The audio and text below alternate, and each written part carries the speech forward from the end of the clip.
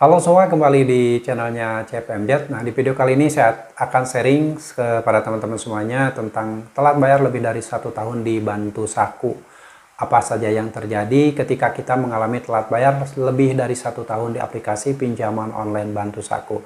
Seperti kita tahu, Bantu Saku ini merupakan sebuah aplikasi pinjaman online yang sudah terdaftar di Otoritas Jasa Keuangan. Dalam prakteknya, Bantu Saku ini menerapkan tenor ada yang 30 hari, 60 hari, 90 hari, dan periode pembayarannya itu 15 hari sekali. Jadi dalam waktu 1 bulan kita bisa melakukan 2 kali pembayaran.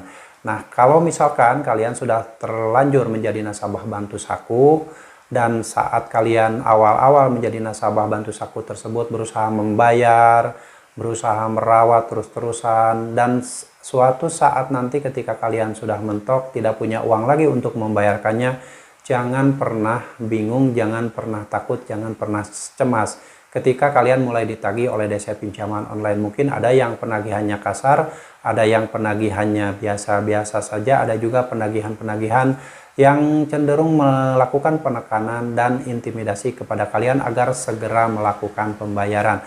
Yang terpenting yang harus kalian lakukan adalah tetap tenang, kuatkan mental, sehatkan pikiran sekalian, jangan mengikuti alur dan cara-cara yang disarankan oleh DC pinjaman online ketika memang keadaan kalian sudah tidak mampu lagi membayarkannya, sudah tidak punya uang lagi, dan tidak punya apapun lagi untuk membayar utang di pinjaman online Bantu Saku tersebut. Dan bagaimana halnya ketika kalian telat bayar lebih dari 1 tahun? Mungkin buat Anda yang saat ini ada yang pernah mengalami telat bayar lebih dari 1 tahun di pinjaman online Bantu Saku, kalian boleh berbagi pengalaman dengan menuliskan di kolom komentar. Dari mulai hari pertama keterlambatan, hari kedua keterlambatan, 1 minggu, 2 minggu, 1 bulan, 2 bulan. Pasti pengalaman kalian berbeda-beda. Jadi silakan kalian ketikkan pengalaman kalian di kolom komentar. Dan ini adalah sharing dari pengalaman teman-teman saya ketika telat bayar lebih dari 1 tahun di Bantu Saku ini.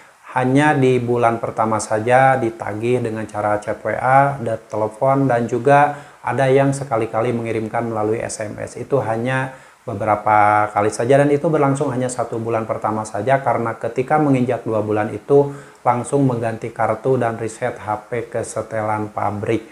Dari situ tidak pernah ada lagi yang namanya chat WA, telepon dari DC pinjol Bantu Saku, dan saat itu kita bisa lebih fokus untuk kehidupan kita, fokus dengan aktivitas kita, jangan lagi memikirkan DC pinjol Bantu Saku, jangan lagi memikirkan hutang di pinjaman online Bantu Saku.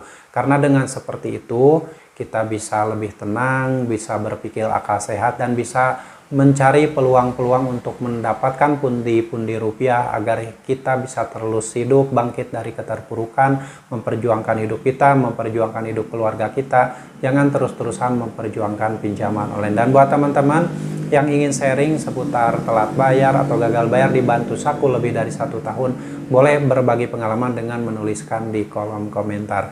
Oke, jadi resiko ketika kita telat bayar lebih dari 1 tahun di Bantu Saku itu hanya di awal saja kita akan ditelepon dan diteror oleh DC pinjol Bantu Saku. Setelah kita mengganti kartu, mereset HP ke setelan pabrik, semuanya selesai, tidak ada lagi telepon, tidak ada lagi teror, tidak ada lagi yang namanya chat WhatsApp, itu semua terhenti. Jadi kalian bisa tenang dan bersikap bodoh amat atas semua yang akan terjadi.